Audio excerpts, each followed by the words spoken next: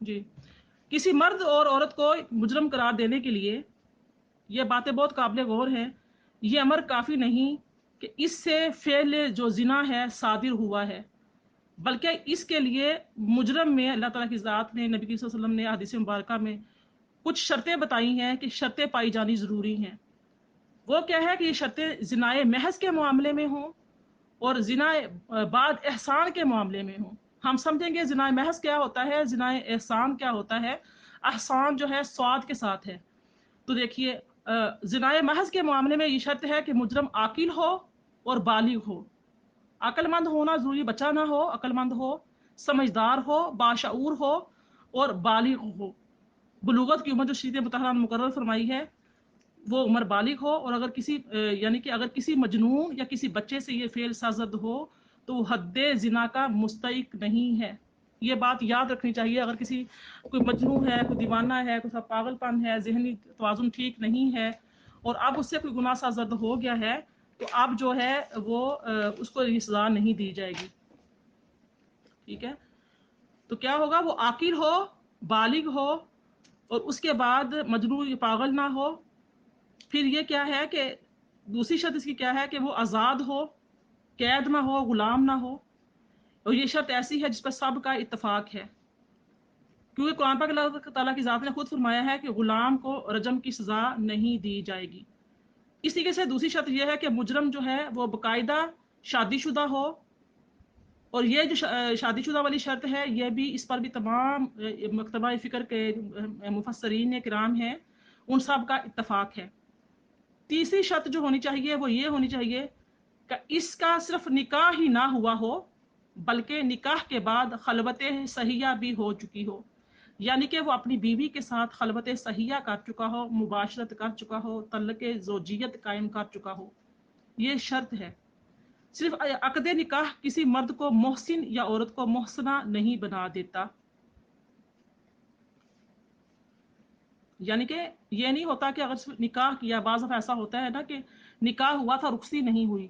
اب جس سے نکاح ہوا تھا اس سے خلوت صحیحہ نہیں ہوئی اور اب وہ مرد کہیں کر بیٹھا ہے، زنا کا مرتکب ہو گیا ہے، تو اب اس کو رجم کر کے ہلاک نہیں کیا جائے گا. اب وہ اس سزا کا مستحق نہیں ہوگا. تو اس لیے کہا جا رہا ہے کہ تیسری شرط جو ہے کہ اس کا محض نکاح ہی نہ ہوا ہو بلکہ نکاح کے بعد خلوت صحیحہ بھی ہو چکی ہو. صرف عقد نکاح کسی مرد کو محسن یا عورت کو محسنہ نہیں بنا دیتا. محسن جو میں لفظ بول رہی ہوں وہ اس شخص کو کہتے ہیں جس نے بالکل صحیح نکاح کیا ہو، جو شادی شدہ ہو، صحیح نکاح کیا گیا. اور صحیح نکاح کسے کہتے ہیں؟ جو شریعت کے تقاضے کے مطابق ہو. شریعت کے تقاضے کیا ہیں؟ وہ شخص عاقل ہوگا، بالغ ہوگا، نکاح صحیح کیا ہوا ہوگا اور نکاح صحیحہ کرنے کے بعد زوجہ سے قربت کی ہوگی.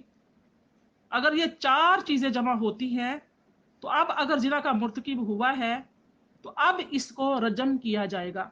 قرآن پاک میں آپ جو دیکھ رہے ہیں، قرآن پاک میں اللہ تعالیٰ نے فرمایا کہ 100 کوڑے مارو.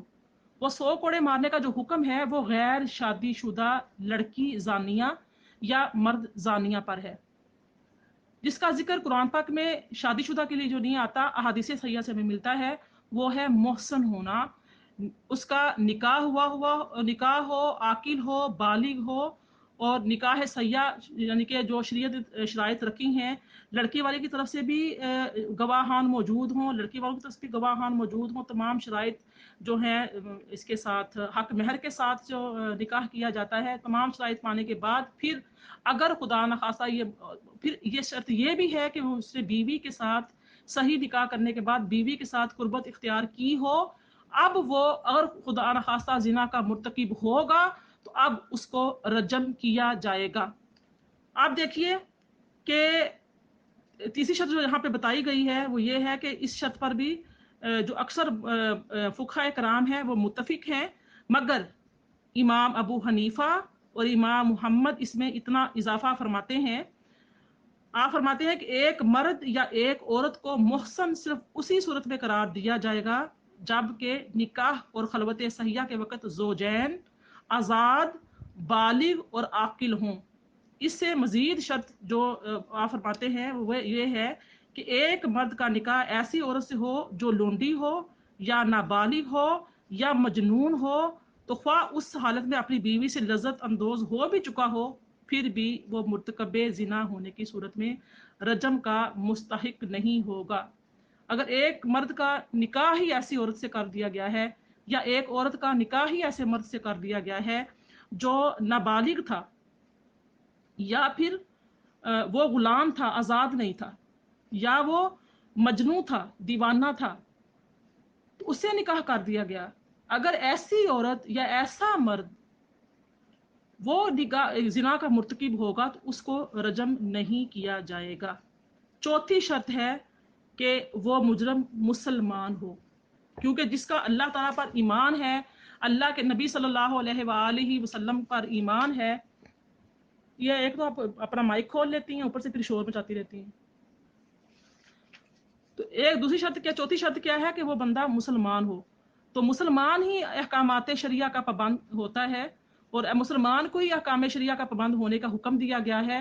مسلمان ہی آخرت کے دن پر، یوم حساب پر ایمان رکھتا ہے، اور مسلمان جب یہ سب چیزیں مسلمان ہو کر ایسا گناہ کا ارتکاب کرے گا، کیونکہ اس کو پتہ ہے کہ نکاح کا حکم دیا گیا ہے، اور نکاح کے ذریعے سے اس چیز کو حلال اور جائز کیا گیا ہے، اور نکاح کے بغیر یہ چیز حرام ہے، ہر مسلمان مرد یا عورت جانتے ہیں۔ اس کے بعد بھی اگر یہ اس چیز کا ارتکاب کریں گے تو پھر وہ سزا کے مستحق ہوں گے، لیکن اگر کوئی مسلمان نہیں ہے اس کو پھر یہ سزا نہیں دی جائے گی۔ احسان کا جو مطلب ایک اور ہے، وہ ہے اخلاقی قلعہ بندی۔ اخلاقی قلعہ بندی جو ہے، اس کی تکمیل جو ہے وہ 3 حصاروں سے ہوتی ہے۔ اولین حصار کیا ہے، میں پہلے بھی عرض کر چکی ہوں، آدمی کا خدا پر ایمان اور آخرت میں جواب دہی کا قائل ہونا، شریعت خدا بندی کو تسلیم کرنا۔ پھر دوسرا حصار کہ وہ معاشرے کا آزاد فرد ہو، کسی دوسرے کی غلامی میں نہ ہو، جس کی پابندیاں اسے اپنی خواہشات کی تکمیل کے لیے جائز تدابیر اختیار کرنے میں مانع ہوتی ہوں۔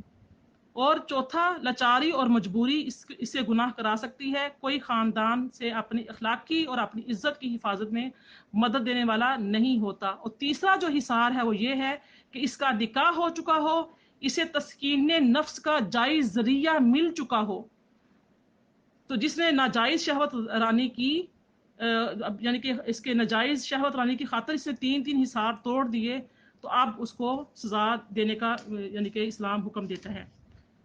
اسی طریقے سے اسلامی قانون نے حکومت کے سوا کسی کو یہ اختیار نہیں ہے۔ یہ بات بہت قابل غور ہے، یہ سمجھنا ضروری ہے کہ یہ جو اختیار ہم اپنے ہاتھ میں اللہ تعالیٰ کی حدود کو لے لیتے ہیں، سزا دینے لگتے ہیں۔ ایک لڑکی یا ایک لڑکا کہیں جمع ہوئے، ملے، ان کے درمیان میں کیا بات ہوئی، کیا نہیں ہوئی، کیوں ملے، کیا وجہ تھی، یا ایک مرد یا ایک عورت کسی مرد کے پاس وہ گھر میں اکیلا تھا، گئی، وہ جانے کی پتہ وجہ نہیں ہے، محلے والے شک کرنے لگتے ہیں، الزام لگانے لگتے ہیں، بہتان لگانے لگتے ہیں، غلط نظروں سے دیکھنے لگتے ہیں، اور غلط غلط باتیں کہنے لگتے ہیں، پھر ایک کی بجائے 2-3 لوگوں کو مطلع کرتے ہیں۔ تو یہ ساری باتوں کی اجازت نہیں ہے۔ یہ نہیں ہوگا کہ اب ان کو کوئی شک ہو گیا تو شک کی بنا پر خود سزا دینے بیٹھ جائیں۔ یہ سزا دینے کا اختیار جو اسلامی قانون دیتا ہے، وہ دیتا ہے کس کو؟ وہ دیتا ہے جو وقت کا حاکم ہوتا ہے اس کو، جو قاضی یا جج ہوتا ہے اس کو۔ اب جب یہ سزا دینی ہوگی تو وہ کس طریقے سے دینی ہوگی؟ اسلامی قانون یہ لازم نہیں کرتا کہ کوئی شخص اپنے جرم کا خود اقرار کرے۔ اگر ایک عورت یا ایک مرد زانی، یعنی کہ اسے زنا کا عمل سرزد ہو گیا ہے، تو اب وہ اس کے لیے اسلام اجازت نہیں دیتا کہ وہ اپنے اس جرم کا اقرار اپنے کسی حاکم کے ساتھ پاس جا کر، قاضی یا جج کے پاس جا کر کرے۔ اس کو اللہ نے پردہ ڈالا ہے اس پر، تو وہ اس کا کام ہے کہ وہ کیا کرے، وہ اللہ سے تائب ہو جائے، اللہ پاک سے توبہ کرے۔ تو اسلام جو ہے، یہ اسلامی قانون یہ لازم نہیں کرتا کہ کوئی شخص اپنے جرم کا خود اقرار کرے، یا جو لوگ کسی شخص کے جرم پر مطلع ہوں وہ ضروری ہی اس کی خبر حکام تک پہنچائیں۔ نہ لوگوں کی ذمہ داری بنتی ہے کہ اس کو کھینچ کر جوتیاں مارتے ہوئے، اس کے ہاتھ پاؤں توڑتے ہوئے، کاٹتے ہوئے، مارتے ہوئے، جلاتے ہوئے، کتنا ظلم معاشرے میں ہوتا ہے، کرتے ہوئے اس کو حاکم کے پاس، جج قاضی کے پاس لے جائیں۔ और ना उस मर्द का या औरत का काम बनता है कि अगर उसे गुनाह सजद हो गया है तो वो उस पर मतला करे लोगों को, या काजी के पास जाके, जज के पास जाके, या अपने हाकिम वक़्त के पास जाके इस बात की इतला दे के मैंने ये काम किया है। इस्लाम इसकी इजाज़त नहीं देता। अलबत्ता जब हुकाम इस पर मतला हो जाएं तो फिर इस जुर्म के लिए मुआफ़ी की कोई गुंजाइश नहीं है।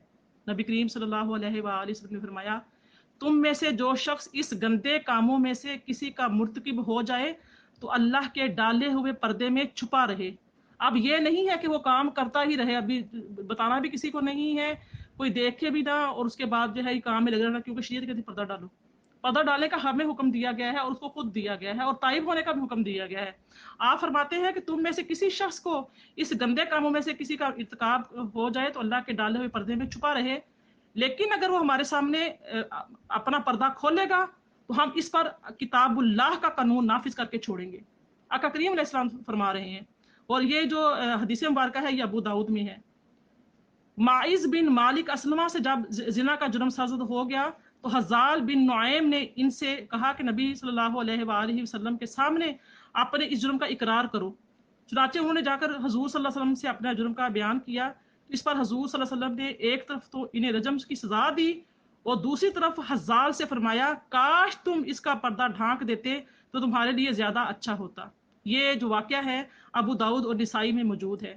तो इस जो हदीस मुबारक में आप ने फरमाया, हदूद को आपस ही में मुआफ कर दिया करो, मगर जिस हद, यानी हद कहते हैं जुर्म, जिस जुर्म का मामला मुझ तक पहुंच जाएगा फिर वो वाजिब हो जाएगी। बेहतर होता है कि जिससे ये गुनाह सरजद हो जाए वो अपना पर्दा खुद डाले, अल्लाह से ताइब हो जाए, इस गुनाह को छोड़ दे, सच्ची तौबा करे, इस्तगफार करे, अल्लाह पाक पर उम्मीद रखे, अल्लाह पाक माफ फरमाने वाला है। और उसका काम नहीं बनता कोई इस बेहयाई का इत्काब। जैसे आज तक मीडिया में किस कदर इस बेहयाई को फैलाया जा रहा है, किस कदर उसको मुजरम को सामने लाया जाता है, इकरार करवाया जाता है। जो अमीर होते हैं, उमरा वज़रा, बड़े बड़े माल दौलत वाले ओहदों वाले, उनके तो पे पर्दा पड़ जाता है, लेकिन जो गरीब होते हैं, गुरबा होते हैं, उनसे जुर्म सरजद हुआ है नहीं हुआ है कुछ भी है, शक की बिना पर भी उनके साथ जो है ना उनका सत्यानाश कर दिया जाता है, मारा पीटा जाता है, जुल्म ज्यादती की जाती है, क्या कुछ किया जाता है। अब यह है कि गवाहों की जो ये साबित कब होगा। एक तो ये है जिसने जिना किया, बदकारी की, ऐसा गुनाह का मुर्तकिब हुआ, तो वो खुद इस बात का इकरार करे।